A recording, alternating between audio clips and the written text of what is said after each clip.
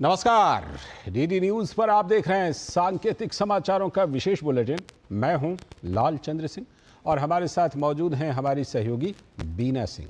सबसे पहले शुरुआत कर लेते हैं हेडलाइंस के साथ। ममता बनर्जी के खिलाफ छात्रों का रोष। आरजी कर अस्पताल में महिला डॉक्टर की हत्या दुष्कर्म मामले में कोलकाता की सड़कों पर प्रदर्शन। पुलिस ने छोड़े आंसू गैस की पानी की बौछार, भांजी लाठियां।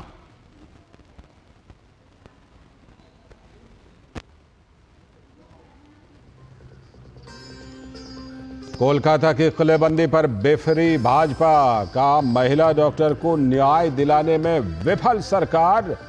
रोकने चली है छात्रों का शांतिपूर्ण प्रदर्शन।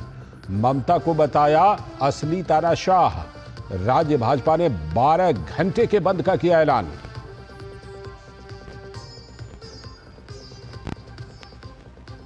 कर्नाटक में व्याप्त भ्रष्टाचार पर भाजपा का वार।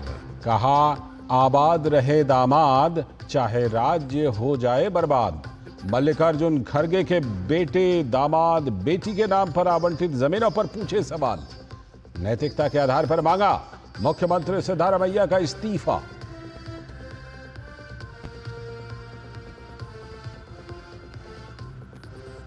प्रधानमंत्री नरेंद्र मोदी ने रूस के राष्ट्रपति व्लादिमीर पुतिन से की बात। रूस यूक्रेन संघर्ष पर हुई बातचीत। संघर्ष के शीघ्र और शांतिपूर्ण समाधान की भारतीय प्रतिबद्धता दोहराई।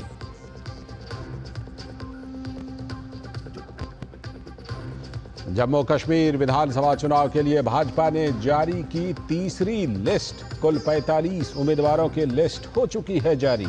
पहले चरण के लिए नामांकन का आज आखिरी दिन। 18 सितंबर को 24 सीटों पर होंगे मतदान।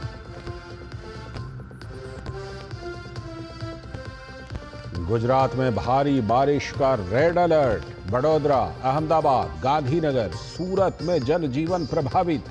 बीते 24 घंटों में 7 लोगों की गई जान। केंद्र ने सेना की 6 टुकड़ियों को राहत और बचाव के लिए किया आवंटित।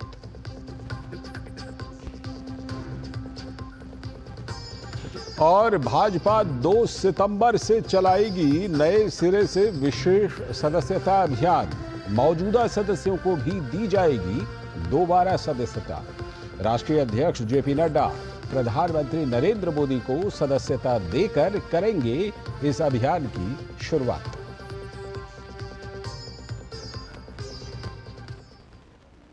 ये थी इस समय की हेडलाइंस। अब देखते हैं खबरों को विस्तार से। कोलकाता आरजी कर अस्पताल में लेडी डॉक्टर के साथ रेप और मर्डर के मामले को लेकर पश्चिम बंगाल में बवाल मचा हुआ है। छात्र संगठनों ने मुख्यमंत्री ममता बनर्जी के इस्तीफे की मांग के साथ नवन्ना मार्च किया। इस दौरान पुलिस से छात्रों की झड़प भी हुई। किलेबंदी में तब्दील हुई कोलकाता की सड़कों पर पुलिस ने 10 जगह पर बैरिकेडिंग की थी। हावड़ा ब्रिज पर छात्र जब राज्य सचिवालय नवन्ना का घेराव करने के लिए आगे जा रहे थे तो उसी वक्त उनकी पुलिस से भिड़ंत हुई। दोपहर करीब 1 बजे पुलिस ने वाटर कैनन, आंसू गैस और बाद में हल्का बल प्रयोग भी छात्रों और प्रदर्शनकारियों पर किया। संतरागाछी में प्रदर्शनकारियों ने पुलिस की बैरिकेडिंग तोड़ दी। इसी तरह की खबरें पूरे कोलकाता से सामने आईं। पुलिस ने जगह जगह मजबूत बैरिकेडिंग की हुई है। कंटेनर, कंक्रीट और लोहे की अस्थायी अवरोध रास्तों में लगाए हैं। सभी का मकसद था कि किसी भी तरह से छात्रों को नवन्ना भवन, जो कि राज्य सचिवालय है, वहां ना पहुंचने दिया जाए। पुलिस प्रशासन के मुताबिक छात्रों ने प्रदर्शन की जानकारी दी थी, लेकिन उन्हें अनुमति नहीं दी गई थी। ऐसे में छात्रों का प्रदर्शन कानून के मुताबिक नहीं है। और पूरे घटनाक्रम पर भाजपा ने पलटवार किया है। पार्टी के प्रवक्ता गौरव भाटिया ने ममता सरकार को असली तानाशाह करार दिया। उन्होंने कहा कि निष्पक्ष जांच की मांग है कि ममता अपने पद से तत्काल इस्तीफा दें। भाजपा ने छात्रों के प्रदर्शन को संवैधानिक हक बताया है तो वो तानाशाह ममता बनर्जी हैं। आरजी कर मेडिकल कॉलेज में जिस तरह से एक जघन्य अपराध होता है, हमारी बहन, उनके साथ उनकी हत्या कर दी जाती है और बलात्कार होता है। ममता बनर्जी बिल्कुल स्पष्टता से एक स्टैंड लेती हैं कि वो आरोपियों के साथ खड़ी रहेंगी, उनको संरक्षण देंगी। और भाजपा के राष्ट्रीय महासचिव बीएल संतोष ने आरजी कर मेडिकल कॉलेज जांच कांड और ऑल इंडिया तृणमूल कांग्रेस के बीच संबंध की आशंका जताते हुए अपने social media platform x handle पर लिखा, आरजी कर मेडिकल कॉलेज के पूर्व प्रिंसिपल डॉक्टर संजय घोष को ऑल इंडिया तृणमूल कांग्रेस के बारे में कौन सा बड़ा राज पता है कि कोलकाता बलात्कार और हत्या मामले में पूरा नेतृत्व उन्हें बचाने के लिए हर संभव कोशिश कर रहा है। हैरान करने वाली बात है। और कोलकाता में ट्रेनी डॉक्टर के रेप और मर्डर केस के बाद पश्चिम बंगाल की मुख्यमंत्री ममता बनर्जी के इस्तीफे की मांग को लेकर बड़ी संख्या में छात्रों और बीजेपी कार्यकर्ताओं ने सड़कों पर प्रदर्शन किया। पश्चिम बंगाल में छात्र समाज के नबन्ना मार्च को लेकर बवाल मचा हुआ है। इस मार्च को रोकने के लिए सरकार ने ड्रोन, वाटर कैनन और आंसू गैस के गोले तक तैनात किए हैं। प्रदर्शन के दौरान छात्रों की पुलिस के साथ झड़पें भी हुई। और खबर उत्तर प्रदेश की राजधानी लखनऊ के जीपीओ पर स्थित गांधी प्रतिमा पर आज विभिन्न सामाजिक संगठनों ने कोलकाता में हुई महिला डॉक्टर के साथ दरिंदगी के विरोध में धरना प्रदर्शन किया और ममता बनर्जी और पश्चिम बंगाल सरकार का पुतला फूंका। भाजपा की नेत्री और सामाजिक कार्यकर्ता अपर्णा यादव के आह्वान पर किए गए इस प्रदर्शन में स्कूली छात्रों के द्वारा एक नाट्य भी प्रस्तुत किया गया। अपर्णा यादव ने कहा कि यह लड़ाई तब तक जारी रहेगी जब तक दोषियों को सजा नहीं मिल जाती। जिस प्रकार का आचरण है वहाँ की मुख्यमंत्री श्रीमती ममता बनर्जी जी का, वो और भी ज़्यादा जो है खराब है। जिस प्रकार की उनकी भाषा थी, जिस प्रकार का उनका जो है प्रेशर देना है, जो विक्टिम्स की फैमिली है, आप उनसे उनका दर्द पूछ करके आइए कि वो कितने दुखी हैं, न्याय की गुहार लगा रहे हैं। जो भी आदमी उनसे बात कर रहा है, उनकी एक ही शब्द है कि हमें न्याय चाहिए, वी वांट जस्टिस। इसीलिए बी अवेयर के माध्यम से आज मैंने सभी को उत्तर प्रदेश में सेंसिटाइज करने के लिए ये धरना दिया है। इसमें मेरे साथ स्कूल के बच्चे हैं, कई सारी महिलाएं हैं और हम सब लोगों ने यहाँ पर इसी प्रकार से साइलेंट प्रोटेस्ट करने की घोषणा करी। और अब जम्मू कश्मीर से खबर, जम्मू कश्मीर चुनावों से जुड़ी खबर। जम्मू कश्मीर में नेशनल कॉन्फ्रेंस ने आगामी जम्मू कश्मीर विधानसभा चुनाव के लिए 32 उम्मीदवारों के नामों की घोषणा कर दी है। उमर अब्दुल्ला गांदेरबल से और तनवीर सादक जदीबल से चुनाव लड़ेंगे।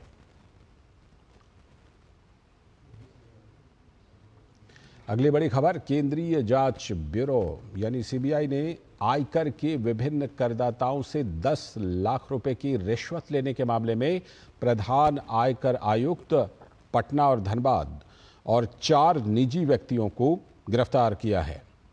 सीबीआई ने कहा कि आरोपी अपने अधिकार क्षेत्र के अंतर्गत आने वाले आयकर के विभिन्न करदाताओं से अपने पद का दुरुपयोग करके उन्हें अनुचित लाभ पहुंचाने के लिए अवैध रिश्वत की मांग कर रहे थे। पटना और धनबाद में तलाशी के दौरान आपत्तिजनक दस्तावेज और सामान बरामद हुए हैं। सभी आरोपियों को 28 अगस्त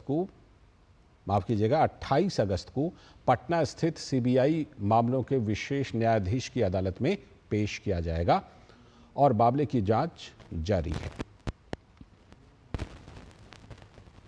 अब बात बाढ़ और बारिश के कहर की। गुजरात में बारिश ने जीवन की रफ्तार को थाम दी है।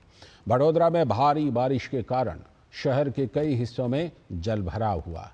पिछले 24 घंटों में 7 लोगों की जानें चली गई हैं। भारतीय मौसम विभाग विज्ञान विभाग ने राज्य में 29 अगस्त तक भारी से लेकर बहुत भारी बारिश की चेतावनी दी है। इस बीच केंद्र ने सेना की 6 टुकड़ियों को राहत और बचाव कार्य के लिए आवंटित की है। वहीं विश्वामित्री नदी के उफान पर होने से वडोदरा के रिहायशी इलाकों में जलभराव की स्थिति पैदा हो गई है। लगातार भारी बारिश के कारण जलाशय और प्रतापपुरा जलाशय से पानी विश्वामित्री नदी में छोड़ा गया है। इस बीच गुजरात के मुख्यमंत्री भूपेंद्र पटेल ने गांधीनगर में राज्य आपातकालीन परिचालन केंद्र में जिला कलेक्टरों और नगर आयुक्तों के साथ राज्य में भारी बारिश और बाढ़ की स्थिति के बारे में एक समीक्षा बैठक की।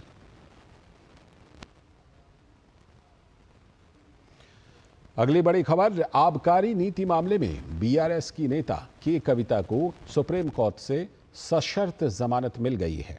सुप्रीम कोर्ट ने के कविता को ईडी और सीबीआई दोनों मामलों में 10-10 लाख रुपए का जमानत बॉन्ड भरने, सबूतों से छेड़छाड़ न करने और गवाहों को प्रभावित न करने की शर्त पर जमानत देने का निर्देश दिया। इसके अलावा के कविता को अपना पासपोर्ट भी जमा कराना होगा और समय समय पर जांच एजेंसी को रिपोर्ट भी करनी होगी। हरियाणा और जम्मू कश्मीर विधानसभा चुनावों के बीच बसपा की राष्ट्रीय कार्यकारिणी की बैठक उत्तर प्रदेश की राजधानी लखनऊ में हुई। एक बार फिर से बसपा की सुप्रीमो मायावती राष्ट्रीय अध्यक्ष चुनी गईं। राष्ट्रीय कार्यकारिणी की बैठक में आगामी चुनावों की तैयारी पर चर्चा होगी। इस बैठक में चुनाव प्रचार की रणनीति पर भी चर्चा होगी।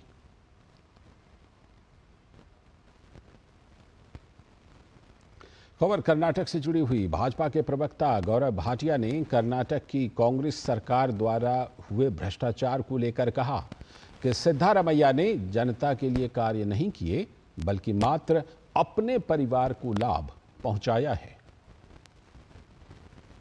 कर्नाटका में हमने देखा किस तरह से पहले मुख्यमंत्री सिद्धारमैया, उनकी नाक के नीचे मूडा स्कैम होता है। इसके साथ वाल्मीकि डेवलपमेंट कॉरपोरेशन स्कैम होता है। मूडा स्कैम में मुख्यमंत्री सिद्धारमैया जी को सुनिश्चित यह करना था कि वहां कर्नाटका की आबादी के लिए हित करे, वो अपने परिवार का हित कर रहे थे। और कर्नाटक भाजपा के अध्यक्ष विजयेंद्र येदियुरप्पा ने प्रियांक खरगे से पूछा है कि करोड़ों की जमीन उनको कैसे मिल गई। 5 acres of civic amenities plot, the plot which is right next to Bangalore International Airport. This plot is worth crores. It's very valuable land. My question is, if at all government wanted to allot this property, how many applicants were there who were interested in the CA plot? Why only Karge Family's Trust was chosen for the allotment? राष्ट्रीय पाठ्यचर्या रूपरेखा और विद्यालयीय शिक्षा, इस विषय पर जीवा public school Faridabad में एक दिवसीय राष्ट्रीय संगोष्ठी का आयोजन हुआ, जहां देश के जाने माने शिक्षाविदों और विचारकों की उपस्थिति रही। यहां भारतीय ज्ञान परंपरा से जुड़े अध्ययन की आवश्यकता को राष्ट्रीय शिक्षा नीति द्वारा विद्यालयीय शैक्षिक अवधि में व्यापकता से क्रियान्वित करने की बात कही गई। राष्ट्रीय मुक्त विद्यालयीय शिक्षा संस्थान, शिक्षा संस्कृति उत्थान न्यास और जीवा पब्लिक स्कूल के संयुक्त तत्वावधान में राष्ट्रीय पाठ्यचर्या रूपरेखा और विद्यालयीय शिक्षा, इस विषय पर एक दिवसीय राष्ट्रीय संगोष्ठी का आयोजन जीवा पब्लिक स्कूल फरीदाबाद में हुआ, जहां देश के जाने माने शिक्षाविदों और विचारकों की उपस्थिति रही। शिक्षार्थियों और शिक्षकों के राष्ट्र निर्माण में योगदान को सैद्धांतिक शिक्षा से कहीं अधिक प्रायोगिक शिक्षा द्वारा प्रभावी बनाया जा सकता है, यह संगोष्ठी के साथ साथ आयोजित प्रदर्शनी में भी स्पष्ट हुआ, जहां विद्यालयी या शैक्षिक अवधि में भी कौशल और उद्यम संबंधी छात्रों के अनेक उपक्रमों को प्रदर्शनी में उपस्थित शिक्षाविदों ने जमकर सराहा। राष्ट्रीय शिक्षा नीति की पाठ्यचर्या संबंधी नीतियों और अनुशंसाओं के बारे में इस एक दिवसीय राष्ट्रीय संगोष्ठी में उपस्थित शिक्षाविदों ने अपने विश्लेषणात्मक विचार रखे। शिक्षा संस्कृति उत्थान न्यास के राष्ट्रीय सचिव डॉक्टर अतुल कोठारी ने भारतीय ज्ञान परंपरा से जुड़ी अध्ययन की आवश्यकता को विद्यालयी या शैक्षिक अवधि में राष्ट्रीय शिक्षा नीति द्वारा व्यापकता से क्रियान्वित करने की बात कही। समग्र शिक्षा नीति का आप अध्ययन करेंगे तो स्थान स्थान पर भारतीय ज्ञान परंपरा का उल्लेख किया गया है। मैं एक ही उल्लेख सिर्फ करूंगा कि जो इनका इंट्रोडक्शन प्रस्तावना है उनके लास्ट पैरे में कहा गया है कि शिक्षा नीति का उद्देश्य यह है कि इस देश के नागरिक है वो विचार से, बौद्धिकता से और व्यवहार से भारतीय बने। आज पेडागोजी की बात करें, पढ़ाने की पद्धतियों की बात करें तो सिर्फ एक ही पद्धति चलती है, भाषण, लेक्चर। लेकिन हमारी भारतीय ज्ञान परंपरा में 32 प्रकार की पद्धतियां हैं, तो उन पद्धतियों को लाना पड़ेगा फिर से, जो विदेश में चल रहा है, भारत में नहीं है वो। तो इस प्रकार की हर लेवल में जो बदलाव की, परिवर्तन की बात कही है, उनका मूल आधार भारतीयता है। दूरदर्शन समाचार की महानिदेशक प्रिया कुमार ने राष्ट्रीय शिक्षा नीति और उसके क्रियान्वयन से जुड़े विचार व्यक्त करते हुए कहा कि आधुनिक शिक्षा में भारतीय ज्ञान परंपरा और संस्कृत के महत्व को समझते हुए दूरदर्शन समाचार द्वारा कुछ विशेष कार्यक्रम भी चलाए जा रहे हैं। दूरदर्शन समाचार एक राष्ट्रीय लोक प्रसारक होने के नाते शिक्षा और जागरूकता के प्रचार प्रसार में महत्वपूर्ण भूमिका निभाता रहा है। दूरदर्शन विशेष विभिन्न शैक्षणिक आयोजनों की कवरेज को चैनल पर उचित स्थान देता है एवं समय समय पर छात्रों और विद्यालयों की सफलता की कहानियों को भी प्रसारित करता है। आपको जानकर ये प्रसन्नता होगी कि एनईपी में जिस भारतीय ज्ञान परंपरा, इंडियन नॉलेज सिस्टम्स की चर्चा है, उसके आधार पर हमने विगत वर्ष से ही सुप्रभातम नामक एक कार्यक्रम डीडी न्यूज़ पर शुरू किया है। ये सवेरे आता है। इसमें हम भारतीय संस्कृति के बारे में बात करते हैं। इसका उद्देश्य भारतीय ज्ञान व चिंतन को जन सामान्य तक पहुंचाना है। साथ ही संस्कृत वार्ता और वार्तावली जैसे संस्कृत कार्यक्रमों के द्वारा संस्कृत भाषा में भी हम दैनिक व साप्ताहिक कार्यक्रम प्रस्तुत करते हैं।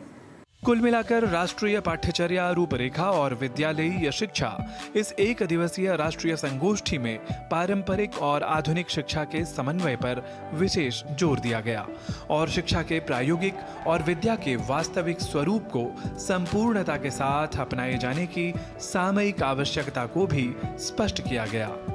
नारायण दत्त मिश्र, डीडी न्यूज़। और अब आज की एक और बड़ी खबर। प्रधानमंत्री नरेंद्र मोदी ने रूसी राष्ट्रपति व्लादिमीर पुतिन से बात की है। पीएम मोदी ने सोशल मीडिया प्लेटफॉर्म एक्स पर पोस्ट साझा करके बताया और उन्होंने लिखा, आज राष्ट्रपति पुतिन से बात हुई। विशेष और विशेषाधिकार प्राप्त रणनीतिक साझेदारी को और मजबूत करने के उपायों पर चर्चा की गई। रूस यूक्रेन संघर्ष और यूक्रेन की हालिया यात्रा पर मेरे सुझाव पर विचारों का आदान प्रदान हुआ। संघर्ष के शीघ्र, स्थायी और शांतिपूर्ण समाधान का समर्थन करने के लिए भारत की दृढ़ प्रतिबद्धता दोहराई। केरल के मुख्यमंत्री पिनराई विजयन ने आज नई दिल्ली में प्रधानमंत्री नरेंद्र मोदी से मुलाकात की। केरल सीएमओ के मुताबिक बैठक में वायनाड के पुनर्वास पर चर्चा की गई। राज्य सरकार ने केंद्र द्वारा मांगे गए एक अतिरिक्त विस्तृत ज्ञापन भी प्रस्तुत किया गया। नई दिल्ली में 9वीं भारत ब्राजील संयुक्त आयोग की बैठक आयोजित की गई है। बैठक में विदेश मंत्री डॉक्टर एस जयशंकर ने ब्राजील के विदेश मंत्री मौरो विएरा के साथ द्विपक्षीय बैठक और प्रतिनिधिमंडल स्तर की वार्ता की। इस मौके पर विदेश मंत्री डॉक्टर एस जयशंकर ने कहा कि पिछले कुछ वर्षों में दोनों देशों के बीच संबंध गहरे और विविधतापूर्ण हुए हैं, जो रक्षा, अंतरिक्ष, सुरक्षा, व्यापार, निवेश, तेल और प्राकृतिक गैस, जैव ईंधन, कृषि, पशुपालन, खाद्य प्रसंस्करण, चिकित्सा, विज्ञान, प्रौद्योगिकी, संस्कृति और लोगों के बीच संबंधों तक बहुत ही व्यापक क्षेत्र में फैले हुए हैं।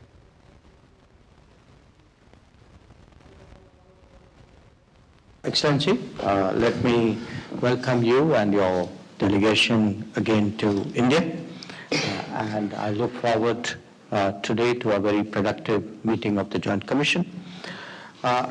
Let me also begin by congratulating Brazil for conducting the G20 meeting successfully, and also on the first ministerial consensus document realized during the G20 Development Working Group ministerial meeting. I'd like to reiterate India's full support to the Brazilian G20 presidency, and also recall that we got your fullest support during our own presidency. We appreciate various unique initiatives centered on the theme of building a just world and a sustainable planet. Our strategic partnership, which was established in 2006, has deepened and diversified over the years. It now spans a very wide range of domains, from defense, space and security, including cyber, to trade and investment, oil and natural gas, biofuels, agriculture, animal husbandry, food processing, health and medicine, traditional medicine, science, technology, culture, and people-to-people relations. We have a substantial bilateral trade basket. It has by and large gone up. In the last year, we've had some challenges. It's something I look forward to discussing with you. We also have a very important energy cooperation between our two countries. And we, of course, have particularly valued the biofuels cooperation that India and Brazil have established. On the people-to-people relations, these are, again, a very big source of support for our relationship. We're very pleased to see greater appreciation of Indian culture, performing arts, philosophy in Brazil, and celebrations relating to India in various platforms. I also today look forward to discussing our multilateral cooperation. G20 I have mentioned, but in the BRICS we have been strong and reliable partners. We have in the UN platforms always worked together. We together are members of the G4 group, whose meeting I look forward to next month. Bilaterally, multilaterally, and on a number of regional issues, I think we are both countries who have taken important public positions on matters which concern the international community. I look forward to discussing some of those issues with you as well. Once again, I welcome you and members of your delegation. I look forward to our conversation. Thank you. और अब खबर खेल की दुनिया से। Paris Paralympic में हिस्सा लेने के लिए खिलाड़ी खेलगांव पहुंच चुके हैं। 28 अगस्त से शुरू हो रहे पैरालंपिक खेलों में 160 देशों के 4,400 से भी अधिक एथलीट 22 खेलों में हिस्सा ले रहे हैं। पेरिस में पहली बार पैरालंपिक खेलों का आयोजन हो रहा है।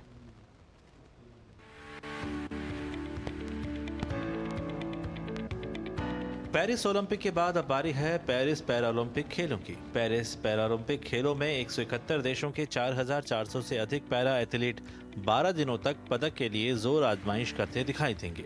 पेरिस में पहली बार पैरालंपिक खेलों का आयोजन हो रहा है। पेरिस में बना पैरालंपिक खेलगांव सभी पैरा एथलीटों के लिए एक आदर्श घर है।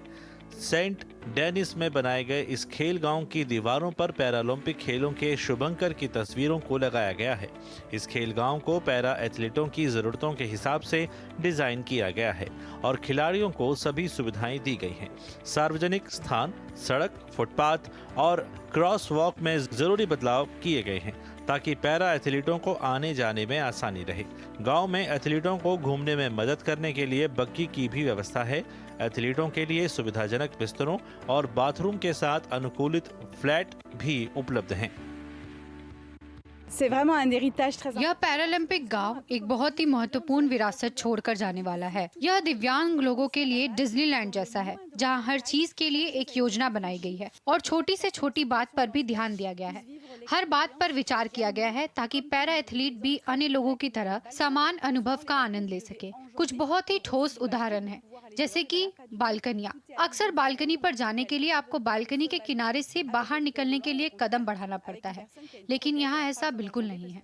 सब कुछ एक ही स्तर पर है, इसलिए आप अपनी व्हीलचेयर या किसी ऐसे व्यक्ति के साथ बालकनी में कॉफी पी सकते हैं जिसके पास कृत्रिम अंग है।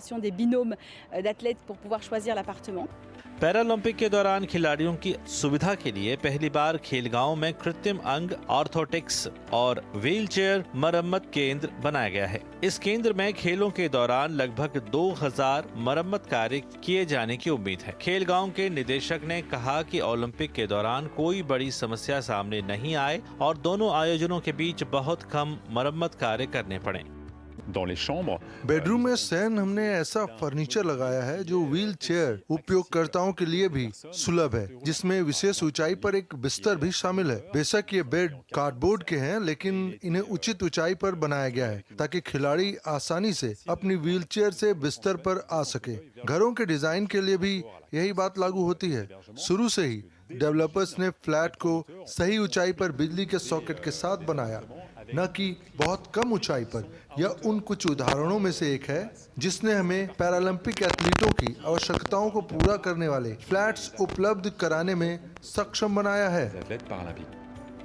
पैरालंपिक विलेज में कई प्रकार की सुविधाएं उपलब्ध हैं, जिनमें भोजन के लिए एक बड़ा रेस्टोरेंट, एक विशाल खेल हॉल, कई खेलों के लिए प्रशिक्षण मैदान, एक पैरा क्लिनिक, प्रार्थना कक्ष और एक एंटी डोपिंग केंद्र शामिल है।